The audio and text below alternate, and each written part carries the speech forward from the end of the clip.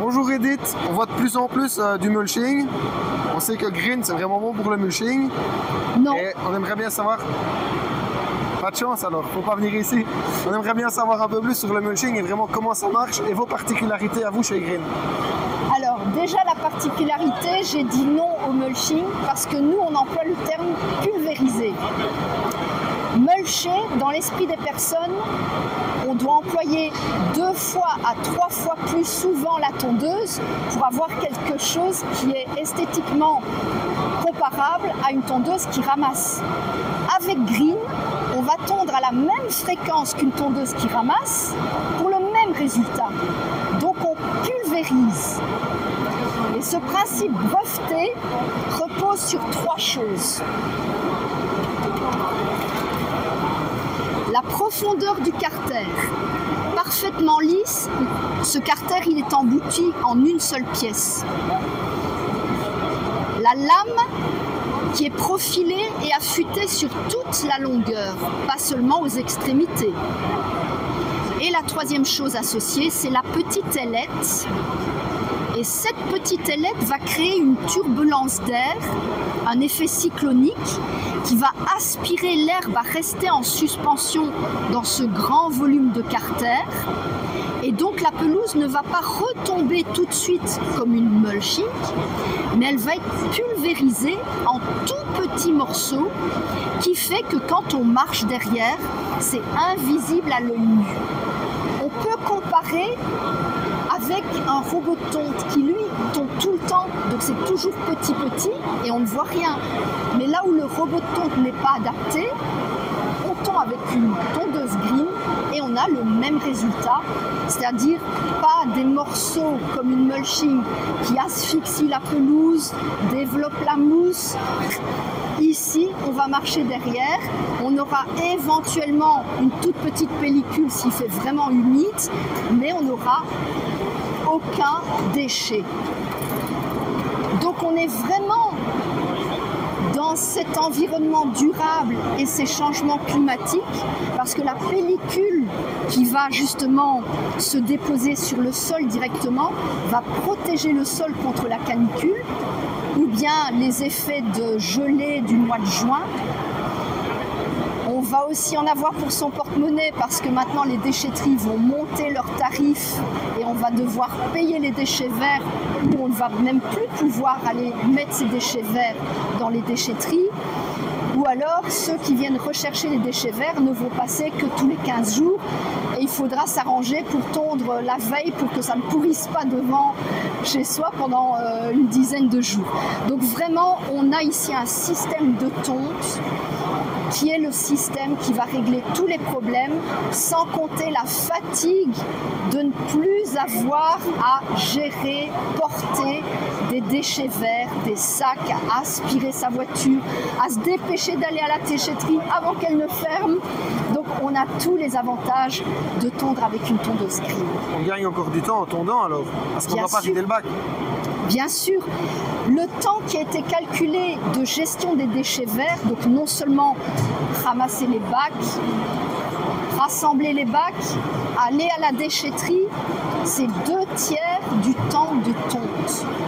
Donc pendant les 2/3 du temps de tonte qu'on utilisait avec une tondeuse traditionnelle avec un bac, on va les passer sur sa chaise, à siroter, ou alors, si on est professionnel, à tondre une autre pelouse. À tondre une autre pelouse et à augmenter ses contrats de tonte et à gagner plus. Et en fait, le principe, c'est que l'herbe est coupée en plusieurs fois et elle repose plus longtemps dans le carter, en fait. Elle reste... Elle est broyée avant d'être pulvérisée. Voilà. En fait, c'est ça. Elle est pulvérisée dans le carter parce qu'elle reste plus longtemps. C'est pas mieux d'avoir une herbe sèche qu'une herbe mouillée. C'est mieux. Oui, va coller aussi. Alors, c'est là aussi où on verra la différence entre une autre marque de tondeuse et la Green.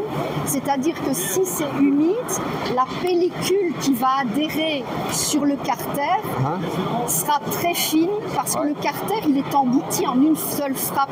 Il n'y a pas de kit qui vient coller ou bien des angles ou bien des boulonnages qui viennent accumuler encore la tout ça. matière, puis décrocher d'un coup ou bourrer la machine. Tout est bien plat, donc tout retombe automatiquement. Voilà, donc il y aura une fine pellicule qui adhère parce que ce sera humide, mais ça restera toujours très fin et très aéré. Ah ouais, ok. Ah, ok. Ouais. Et si c'est sec, on verra rien. Ouais. Ah, c'est pas mal. Et comme on peut le voir sur la photo, c'est valable aussi sur les feuilles mortes. Parce que les feuilles mortes, ça va être aussi quelque chose à broyer. Et il n'y aura même plus besoin de souffleur ou d'aspirateur de feuilles. Ouais, c'est ça, donc c'est bien un temps économisé. Exactement.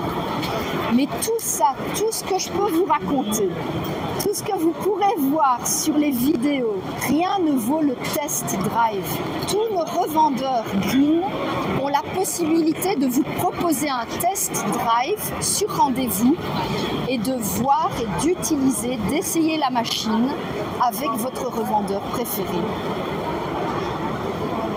C'est vrai qu'il faut l'essayer. Quand on voit ici avec les feuilles, c'est vraiment ça, moi, je trouve, qui m'intéresse. Au-delà de la tonte, c'est même quand on taille des petites haies, je pense aux bouilles et tout ça, plutôt que d'avoir des petites évacuations qui nous embêtent. On doit aller évacuer parfois avant de repartir sur un autre chantier. Si on n'a pas beaucoup de déchets, on prend la graine avec et ils sont pulvérisés aussi, quoi. Tout à fait. Tant que ça reste de la petite taille annuelle, je pense que ça peut être intéressant. Alors, vous parliez des modèles différents. Là, on est en face des modèles professionnels. On a la largeur 46, mais vous étiez plus intéressé par la largeur 53. Ouais. Donc ici, on est en face d'une largeur 53 en moteur Kawasaki. On a la même largeur en moteur Brick Straton. Pourquoi est-ce qu'on travaille avec deux moteurs? Parce que les Brick Straton n'ont pas la pompe à huile qui permet de maintenir des pentes au-delà de 20%. Le moteur Kawa permet, avec cette pompe à huile, de maintenir des pentes longues ou abruptes. Mais il y a quand même 8 kg de différence entre un moteur Kawa et un moteur Brix. Donc là où ce n'est pas utile d'avoir le moteur Kawa pour supporter les pentes, autant prendre une brique plus légère. Alors, celle-ci, c'est un des nombreux modèles Green. Elle est un peu spécifique parce qu'elle a le moteur qui est dissocié du centre de la machine. Ce qui permet, si on a de la broussaille qui monte jusqu'aux hanches, par exemple, de s'en servir très facilement en cabrant la machine.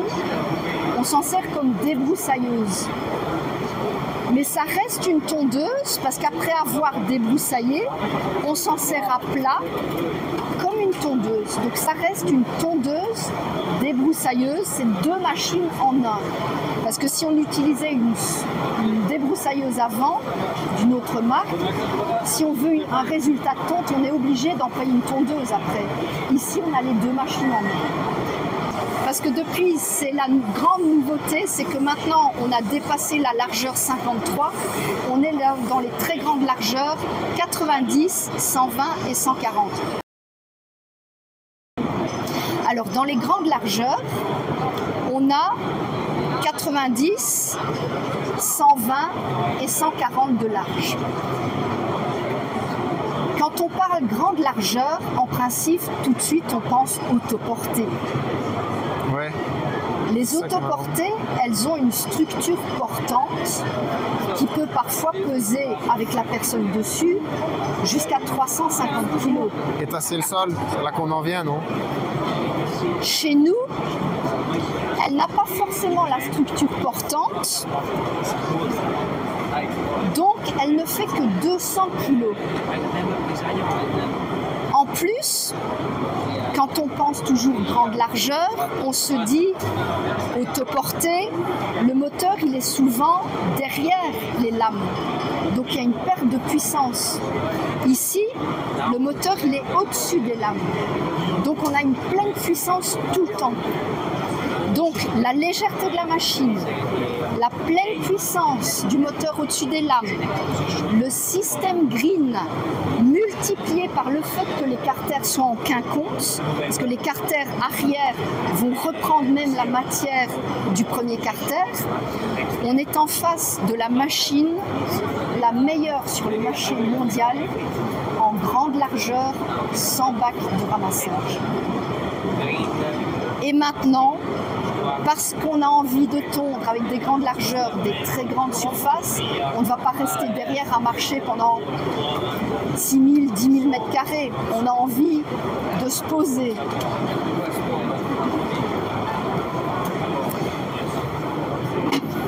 Soit on met la plateforme sans outillage spécial,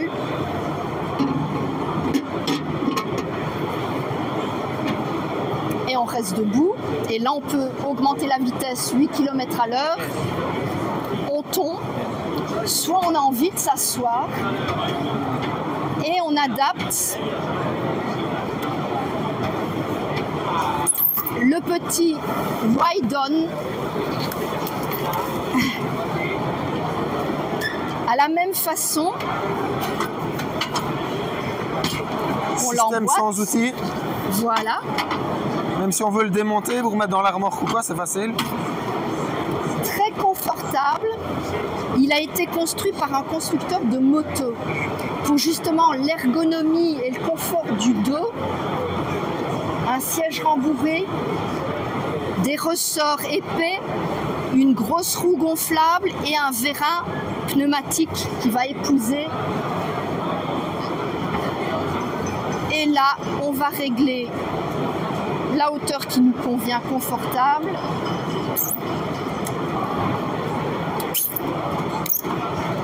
Et là, on peut tondre pendant des heures très confortablement assis. Ah, ça, C'est tout. c'est génial. C'est vrai qu'on va beaucoup moins tasser les terrains et tout ça, c'est intéressant. Mais oui, voilà, elle est légère, elle est efficace, elle est bien. En termes de batterie, vous êtes compatible avec une autre marque? On a travaillé avec Brick et Stratton jusqu'à cette année et maintenant on travaille avec Kramer. Les Brick et Stratton, on en a encore bien sûr pour ceux qui ont acheté des tondeuses avec Brick et Stratton. L'avantage maintenant, c'est que c'est les mêmes batteries pour les outils Kramer. Donc si vous avez des taille-haie, des souffleurs de feuilles en batterie en Kramer, ce sera la même batterie qu'on peut employer sur les autres outils. C'est là que je voulais en venir. C'est intéressant quand on s'équipe à l'électrique d'avoir pas une redondance de batterie, mais que les batteries tournent toute l'année sur tous les appareils. Tout à fait, tout à fait. Là aussi, l'avantage, c'est que le silence de la batterie va plaire à tous ceux qui ont des sites près des écoles, près des hôpitaux. Une des plus vendues, ça c'est simplement la petite anecdote, c'est celle-là pour les cimetières végétalisés parce que les bandes entre les caveaux est trop étroite et donc ils n'arrivent pas à passer avec une 46, mais ils aiment bien la 37 de large, pardon. Et celle-là se vend très bien dans les cimetières. Et les batteries sont les mêmes de la plus petite à la plus grosse, on sait les mettre sur toutes. Alors, Il y a plusieurs tailles, mais je veux dire, si on a celle de la grosse, on peut la mettre sur la petite quand même. tout à fait. C'est le même habitacle, hermétique. Donc s'il pleut un peu, c'est pas grave parce que l'habitacle est hermétique. Mais effectivement, on peut mettre la grosse batterie dans la petite et on aura une autonomie beaucoup plus grande. Voilà, ben, merci Bonjour beaucoup. à toute la Belgique. On s'est encore fait griller. Ouais. On se fait griller partout.